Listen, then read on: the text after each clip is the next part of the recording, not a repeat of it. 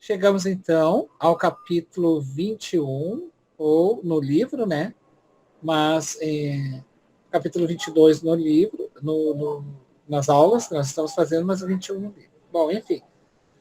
O nome desse capítulo, que é o que mais importa, é As Batalhas Difíceis. Então nós vamos trabalhar agora o penúltimo capítulo. E no último capítulo nós vamos usar os dois últimos, que é o penúltimo e a biografia do Ivan Costa. Tá? Como a biografia do Ivan Costa ela é pequena e nós já havíamos falado antes, lá na introdução, a gente então vai encerrar esse como penúltimo. Vamos fazer a nossa prece, rogando ao nosso Pai Maior, a Deus, ao nosso Deus bondoso, para que Ele nos instrua, nos oriente e nos mantenha em paz. Que nessa noite, Senhor, que nós estamos gravando para nós, nosso estudo, e todos aqueles que nos acompanham, seja para nós agraciada pelo teu grande amor. Que esses ensinamentos que vieram sobre a tua orientação, manifestado e expressado no físico pelos espíritos e pelos encarnados, como Divaldo Franco, a quem nós devemos muita gratidão. Que estas vibrações cheguem até ele também, e assim damos por início o nosso estudo, então, da noite de hoje. Que assim seja. Então vamos lá? As batalhas difíceis. As nossas conversações após a memorável reunião abordaram o tema da mistificação dos espíritos infelizes, tomado de surpresa ante o descaradamento do perverso visitante. Indagávamos ao lúcido diretor do trabalho como se atrevem esses companheiros a tentar expediente de tal porte em um encontro de alta magnitude, conforme aquele na qual tivemos a felicidade de participar? Por outro lado, como se deu a diluição das máscaras de que se utilizava o infeliz amigo, procurando ocultar a sua realidade? Nosso benfeitor amigo, sempre aguardando as nossas indagações solícito, respondeu: a ignorância é inspiradora da astúcia, que procura escamotear-se, assumindo equívocos lamentáveis. Vou ler mais um trechinho. Pretendendo criar-nos embaraços, o rabino Eliakim preparou a farsa, cuidou, ele próprio, de produzir por ideoplastia o disfarce do seu asseclas, utilizando-se da hipnose e da autofixação mental do paciente, criando a sua imagem e deixando-se amoldar a mesa. Bom, eu vou fazer um parêntese aqui, mas quem sou eu para questionar essa questão no sentido da minha pouca elevação comparado a esses amigos, né? Mas aqui tem uma certa ingenuidade do Filomeno, quando ele diz assim, como ele pôde, né, não perceber a magnitude, mas as trevas não vão perceber, né, gente? Então, uma certa ingenuidade dele, acreditar que aqueles espíritos iriam entender que aquilo era uma magnitude espiritual. Então, assim, essa mensagem, ela me cai, assim, para nós, no sentido de que a gente tem que ter um cuidado, por exemplo, assim, alguém não percebe Jesus na sua intensidade, no sentido assim de quando nós estivermos falando, ou principalmente alguém que é contra, a gente se assusta, mas como que essa pessoa não percebeu disso dessa forma? E não vai perceber. Isso é muito nosso. É uma ingenuidade nossa, porque nós temos esse respeito, nós sabemos dessa dimensão gigantesca. Mas essa pessoa não sabe. E ela nem quer saber. Então, tu vê que o mentor, eles estavam tranquilos sobre isso, porque eles nem iriam cobrar eles, porque é como tu quisesse cobrar tesouros de quem não consegue ver brilho no ouro. Né? Ele pega a joia e joga no lixo. Entende? Então, nesse sentido, eu fiquei refletindo nessa colocação do Filomeno e percebendo como é que os mentores trabalham essa questão. E aí, o que é que vocês têm para colocar?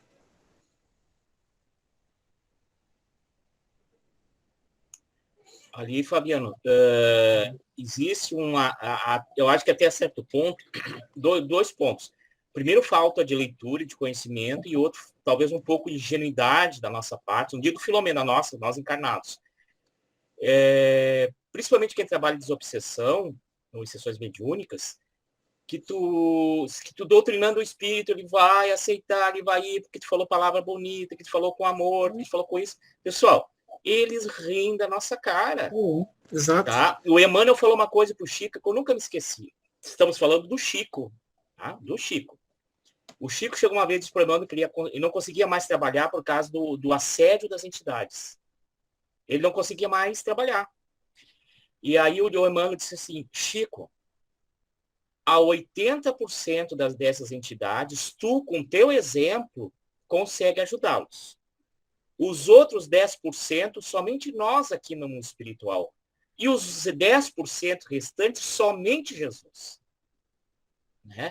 E esses 10%, esse Eliashim, os 10% que só o mundo espiritual, se ele se manifestasse numa sessão mediúnica comum, que eu acho que a sessão mediúnica era com a presença de médios moralmente mais elevados, doutrinadores mais elevados, a gente ainda conta, pessoal.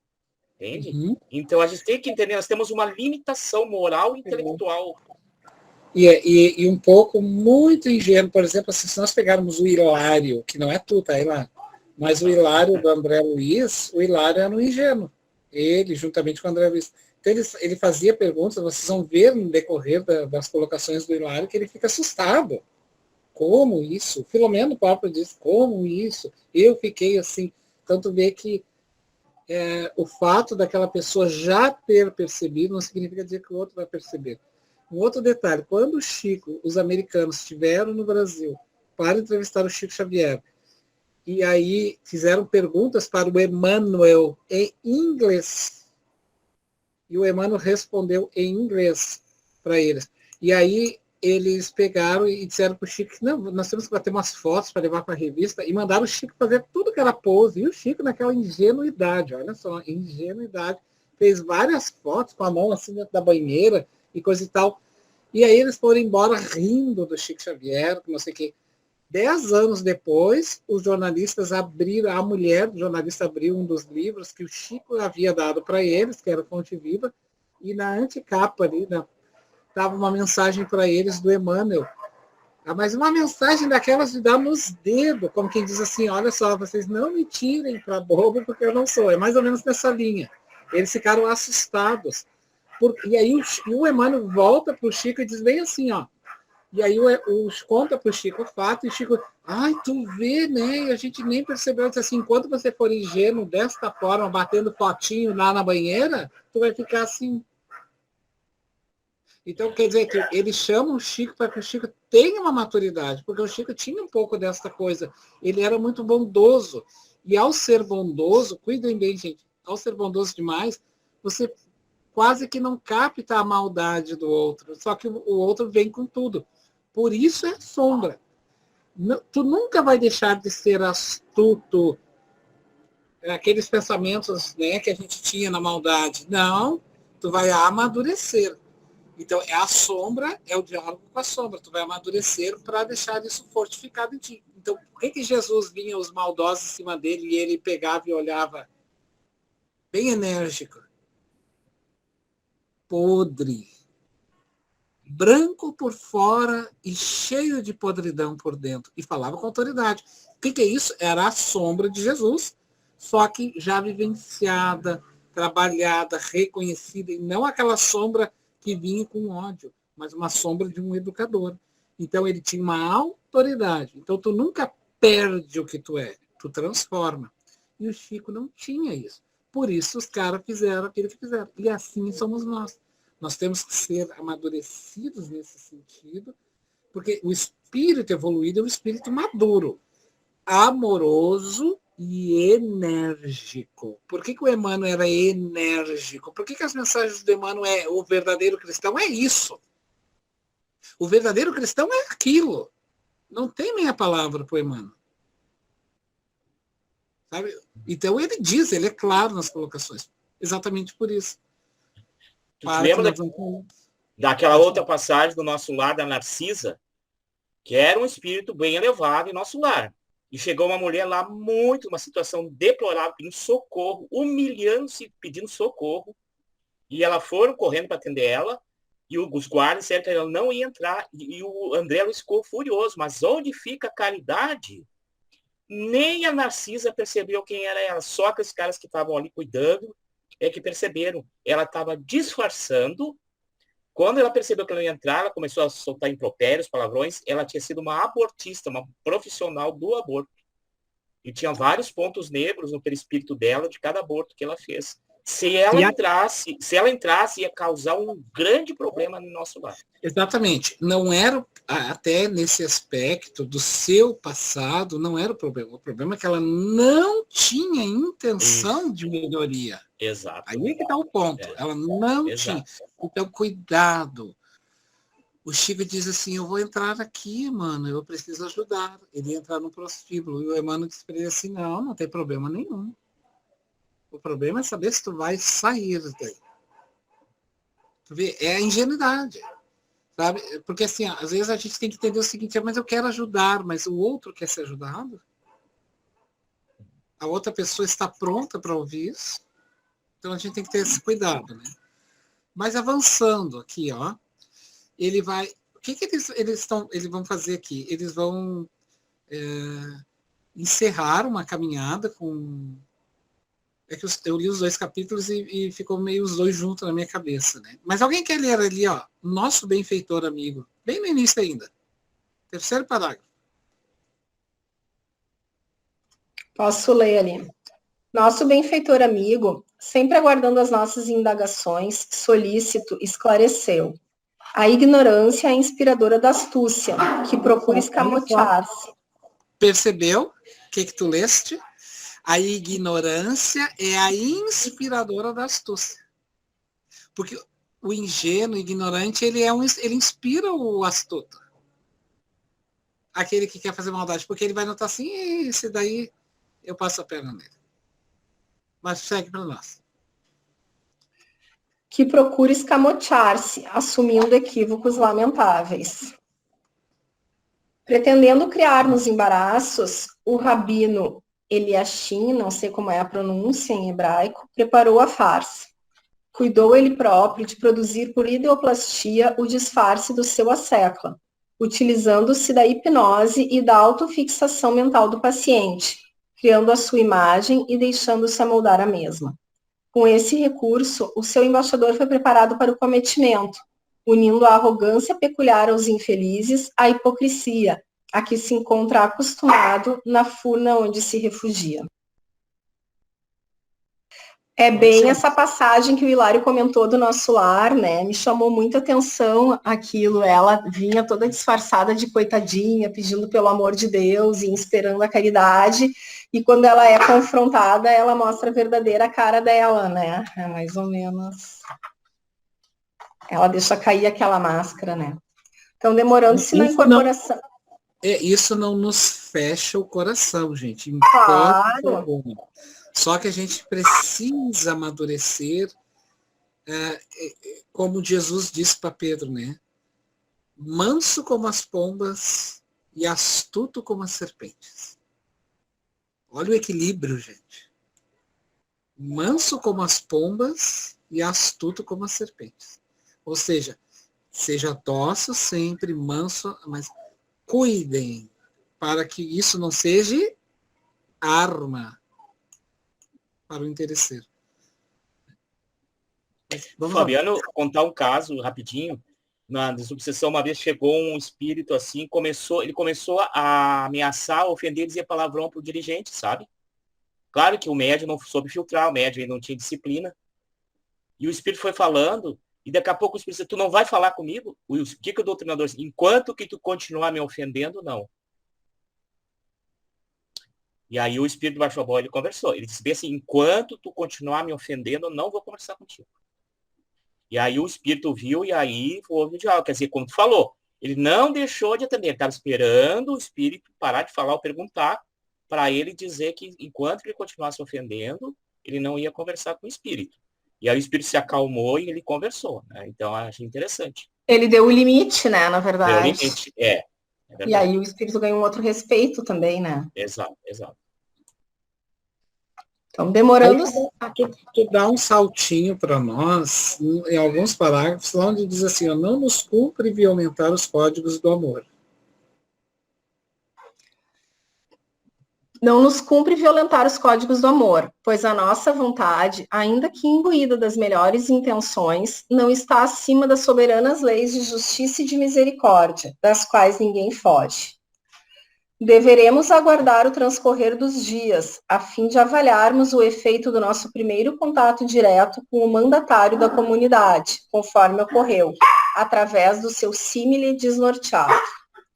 Recordemo-nos que essa luta pode ser considerada de relevante importância, tendo em vista a revolução moral que se opera no planeta, neste momento em que nos encontramos em plena transição de um para outro tempo. Os nossos irmãos irão recrudescer as agressões aos servidores do Mestre, assim como contra a sociedade em geral, pensando em alcançar as vitórias da insensatez e do horror, gerando distúrbios psíquicos e emocionais, estimulando as tendências inferiores das criaturas humanas, esperam as respostas em forma de desalinho moral sempre crescente, culminando na violência doméstica, urbana, nacional e mesmo internacional, por meio das guerras calamitosas em que se comprazem. Olvidam que o progresso é inevitável e que o mal tem efêmera duração. Na alucinação que os toma, perderam a faculdade de raciocinar com discernimento, nada mais vendo além das suas construções desafiadoras e suas lutas sem quartel, arrebanhando sempre novos adeptos como vítimas ou solidários. Nosso objetivo é diminuir os efeitos de tão rude comportamento no organismo social, libertando das malhas obsessivas aqueles que nelas tombaram por insensatez e leviandade, diminuindo dessa maneira os males que têm lugar na sociedade contemporânea. A solução... Tá bom até aí, só para fazer um comentáriozinho, para não deixar passar, já te dou a palavra. Tu vê que eles estão, enquanto nós estamos vivendo no mundo, né, fazendo cada um a sua parte, que cabe aqui enquanto sociedade, o plano espiritual está trabalhando com afinco nas estruturas do plano espiritual inferior para sanar coisas que a gente nem imagina que iríamos passar, e eles estavam lá, cortando, né? Seja para nós mesmos, na sociedade em si. Então, por isso que ele está justificando tudo aqui, né, que o trabalho deles, né, para que não gere mais distúrbios sociais e coisa e tal, e vai indo, né? Queria falar, pode falar. Não, eu fiquei pensando aqui nesse capítulo se esse rabino não é um daqueles que depois aparece nesse último livro do Divaldo, aquele que a gente estudou antes, que é No Rumo do Mundo de Regeneração. Vocês lembram que tinha um que já estava internado lá na casa e é trazido daí para uma desobsessão, que é o momento em que aparece, eu acho que a mãe, alguém, e ele se rende, assim, né, entre aspas.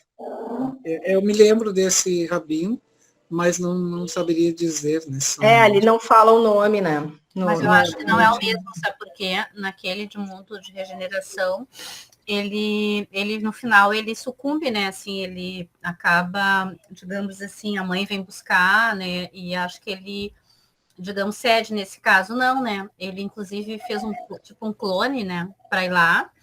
Não, mas vocês passaram 10 anos, né, Rita? Por isso que eu... Tá. Isso aí eu me esqueci. Tá. Por isso que eu fiquei pensando, será que é? Pensando que era no mesmo período, tá? Pra gente é bastante, pra eles não é nada, né? Assim. Porque aí... vocês... Não, pode ser, né? Porque passou muito tempo, né? Eu tô na minha cabeça como se fosse próximo, assim, um livro do outro, mas passou, acho que foi em 2004, né, que houve, né? E foi, né, a questão essa do tsunami. E aí, agora, nós, quando lemos no Mundo de Regeneração, foi feito no ano passado, início do ano passado, né, Fabiano? Então, realmente, passou quase 15 anos, né? Pode ter sido, né, talvez. Sim. E a pronúncia correta é Eliakim mesmo, é Kim. Porque geralmente eles têm essa forma, tipo, Akim Ratzinger. Eu conheço um que é Akim Ratzinger. Ou Akim Rabat, sabe? Aquela ideia assim, do Kim, do que, é bem forte, né? Nesses nomes, assim. O outro Assim eu acho como... que era Abdu, era alguma coisa assim árabe, não era? E este Não era... tem um árabe, mas tem um rabino que eles não dizem o nome e que já estava internado há um tempo na instituição e é trazido de novo, e aí que culmina com a aparição, acho que da mãe, né? E que, por isso que eu fiz, mas só uma curiosidade, na verdade. Sim, sim, não. No sentido Com do trabalho certeza. contínuo, assim, né? Se seria. É, se seria, né? Sabe, aí tem ele tem uma outra colocação aqui que ele diz, né? A solução final está nas mãos do comandante da barca terrestre, nosso mestre Jesus. Ou seja, nosso mestre Senhor, eles fazem o que podem, né, com a autorização dos mentores, mas quem dá a cartada final, quem decide, ó, acabou ou mantém assim, é Jesus Cristo, né? É que daí, gente, a gente desconhece nós temos um limite do saber, o que está acontecendo. Jesus tem um outro parecer. Jesus tem um outro olhar. Você sabe que Jesus tem um olhar que para nós é completamente inacessível nesse momento. Só para nós ter uma ideia, a pessoa que nós mais odiamos, vamos pegar a pessoa que nós mais odiamos. Jesus não odeia. Entende? Então, é muito difícil para nós entender. Olha só que interessante, gente. Eu vou fazer uma colocação para vocês. É muito difícil para nós entendermos, por exemplo, que o Osama Bin Laden é uma ovelha de Jesus. É um filho para ele que ele ama. Para nós, isso é o Hitler. Para Jesus, é um espírito. E ele pode mudar o Hitler. Com o toque do seu dedo, ele pode mudar. Então, isso é importante que nós saibamos enquanto espíritas, porque nós temos que saber o limite daqui para cima e o limite daqui para baixo. E o Manuel Filomeno de Miranda, aqueles espíritos que estão ali, eles estão também medianos. Não são espíritos altamente evoluídos, são espíritos mais evoluídos que nós. O Filomeno tem as suas limitações como nós. Claro que ele já está num outro nível. Isso é importantíssimo, a gente saber essas escalas espíritas, né? Que o Kardec vai desenhando muito bem, para que a gente, inclusive, compreenda a limitação do espírito. E aqui ele coloca essa limitação, né? Nós podemos fazer de tudo, mas só realmente quem dá a cartada final é o Mestre Jesus. E lá, Fabiana, na escala espírita, espíritos superiores fala assim, ó, o bem predomina sobre o mal, mas ainda podem errar. Imagina, Espírito superior, tá? Então, Exatamente. E aí, nós vamos avançando, então, no nosso estudo.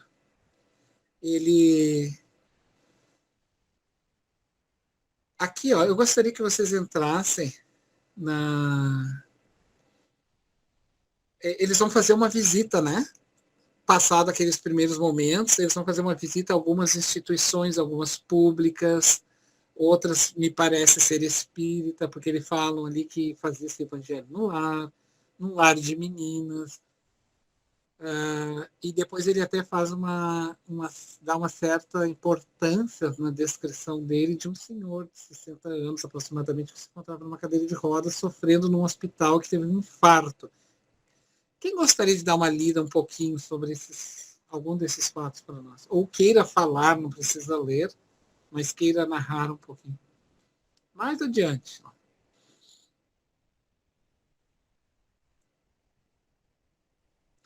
Ali, ó, pode ser naquele parágrafo que diz assim, ó, elegemos inicialmente um hospital público. É um parágrafo. Vão pulando de parágrafo para parágrafo, vocês vão achar. É para ler o elegemos? E isso, pode ir. Dali em diante. Elegemos inicialmente um hospital público de emergência e não podemos ocultar o confrangimento que nos tomou conta ao observarmos um volume de enfermos e sofredores, assim como a indiferença com que eram tratados. A sala estava repleta, assim como o corredor mal cuidado, onde predominava um descaso para com a vida humana e a agressividade de alguns funcionários remunerados para bem servir. Vai, caiu justamente para ti, que é funcionária pública, né, Rita? Sim, por isso que eu li. Não, é brabo, né? Não, Eu também- é brabo. Ó, o professor vai pegar, ó, o Fabiano tá pegando no meu pé, ó, bullying, ó. Não, e o pior é que assim, ó, tu pediu, na verdade, quem pediu foi tu, né? Fui eu. Mas agora que eu me toquei, assim, vamos usar justamente a Não, mas Rita, eu... que trabalha com administração, que é super exigente, é a Nádia 2, É é a Nádia super 2. exigente, é super exigente, Viu, Nádia? e me cai numa dessas, assim, que as pessoas não são responsáveis, né? Vai, eu fico louca com isso, assim. Não, é que eu acho que tudo na vida a gente tem que ter a vocação, né? Imagina tu tá ali, né, lidando com as pessoas mais carentes, sensíveis possível, né? E as pessoas ali indiferentes, né? Que tristeza, né? Assim, né? Claro que não é fácil, né, Fabiano? Eu tô na parte administrativa, né? Eu sempre me solidarizo com quem tá na área médica, na área de enfermagem, assim. Não é fácil, assim, tu também não é uma máquina, mas assim, imagina tu tá ali e vendo o sofrimento, e ali tu ouve essa tratando com indiferença, né? Pessoas É que no caso ele vai citar, obviamente, que há aquelas pessoas, né? Não sim, é o funcionalismo público, de certa forma, geral. sim. Mas assim, eu acho que na pandemia a gente ouviu relatos, claro, exemplos nobres de vários profissionais de saúde, assim, a gente só tem a agradecer que se dedicaram, até morreram em prol de outras pessoas, né? Assim, se arriscaram, mas ver esse descaso sempre choca um pouco, né? Assim, quando tu lê isso aqui, né? Dá uma certa... Eu vi um rapaz, olha, jovem, de uns 23 anos, ele terminou o curso técnico de enfermagem, que era o sonho dele, em São Paulo, se não me engano, e ele desencarnou vítima do Covid-19 e no dia do desencarne dele, ele muito mal sabendo que ia desencarnar, mandou uma mensagem para a mãe, disse para ela que ele iria embora, morrer, que ele estava muito feliz por ter...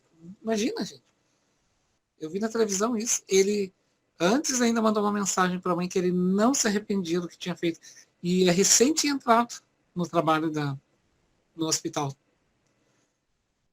Tu vê, É a abnegação total, né? Assim, né? Porque ele tá bem evoluído, né? Porque se ele não se arrepende, é porque ele mesmo, sabendo do risco, ele queria ajudar os outros, assim, né? Não, ele deixa claro isso na cama já desencarnando. Tu vê, né? Uhum. A pessoa tem que ter vocação e tem que ter amor em tudo que ela faz, né? E acho que nós espíritas também sempre somos chamados a refletir, né? Quando a gente vê esses casos de abnegação, né? Às vezes é como se fala, pô, você pode nem ser espírita, esse que tu estava citando, mas ele tinha isso, né? No coração, de ajudar o próximo, né? Então, esse é o sacerdócio, o verdadeiro sacerdócio. sim, verdadeiro sacerdócio. E ali fala, né? A agressividade, alguns funcionários remunerados para bem servir. Tu deveria estar ali para servir, mas tem gente que está ali que não está nem aí, né? Então, infelizmente, essa é uma realidade, né, que aconteceu ali, né? E aí, continuando ali, né, desconsiderando-os nos seus direitos de apoio e de atendimento. Os pacientes repoucavam-se nas dores mais diversas, lutando por uma vaga para chegar ao médico.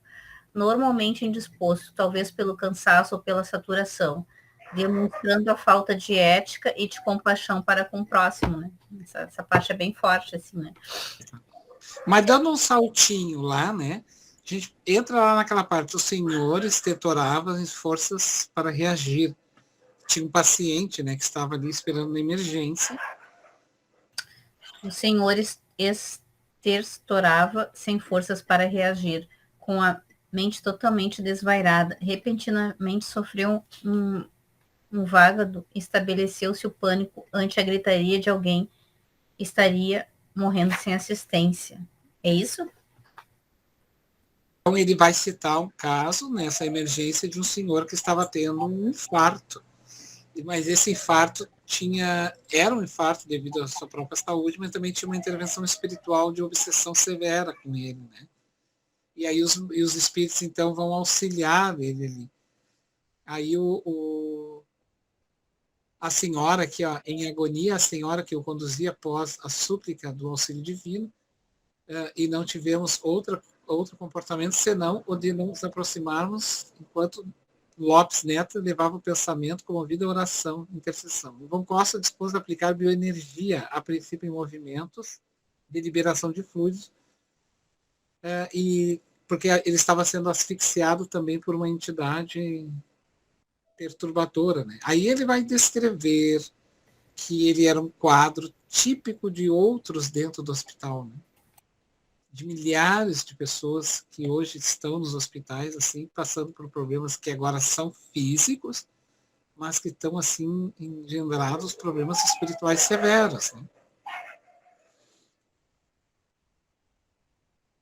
Como a nossa lida, ela é um convite, claro que a gente vai montando o raciocínio, mas ela é um convite para que as pessoas leiam, a gente vai avançar lá adiante.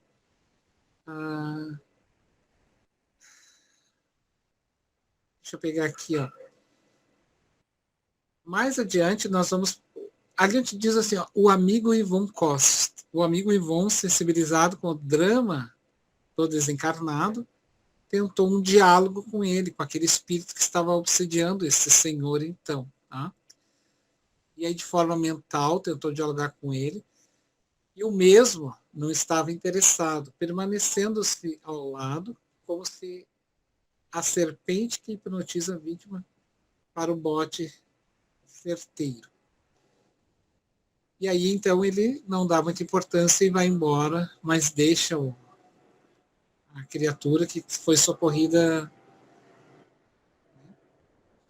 Mas, assim, esse é um caso de um hospital, então, que eles foram fazer vamos dizer, como se fosse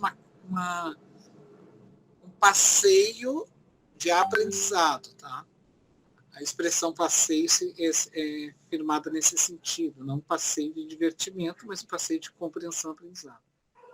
E aí eles visitaram um lar de meninas. Quem quer ler para nós? Quer ler, Cláudia, para nós essa parte? Compreendemos que nada mais podíamos fazer naquele lugar, que era o hospital. Segue dali, se tu achar. Compreendemos que nada mais poderíamos fazer naquele instante. E após acompanharmos diversos outros casos estarrecedores do intercâmbio infeliz entre as duas populações, a terrestre e a espiritual, na área da saúde, rumamos a um lar de meninas, dirigido por uma ONG que desfrutava de elevado conceito ético na cidade. Não tivemos dificuldade em encontrar a instituição com uma boa arquitetura, sendo um edifício espaçoso e asseado, onde crianças que não conheceram seus pais albergavam-se. Tratava-se de um lar com 80 meninas, com idades variadas, entre poucos meses e 19 anos. O berçário muito limpo acolhia 12 pequeninas, naquele momento, após a refeição, adormecidas, sendo vigiadas por uma servidora da casa. E algumas outras brincavam no pátio amplo e arborizado, enquanto diversas se entregavam aos deveres domésticos, auxiliando na cozinha e na copa, assim como também cuidando dos seus pertences.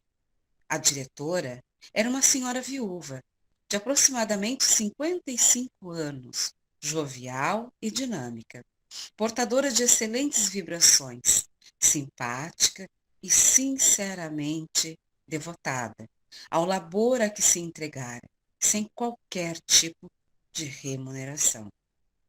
De forma religiosa católica, pessoalmente mantinha-se vinculada a Santa Teresinha de Jesus, a quem entregava o seu trabalho, a fim de que fosse encaminhando ao Senhor, procurando infundir em todos que serviam na instituição os sentimentos de bondade, de cortesia e de amor para com as crianças, assim como reciprocamente. Diversas mãezinhas desencarnadas velavam pelas filhinhas, procurando auxiliar os servidores dedicados, enquanto outras, ainda em aturdimento, não compreendiam bem o que lhes houvera acontecido, mas davam-se conta da presença daquelas alminhas queridas. Tá bom até aí.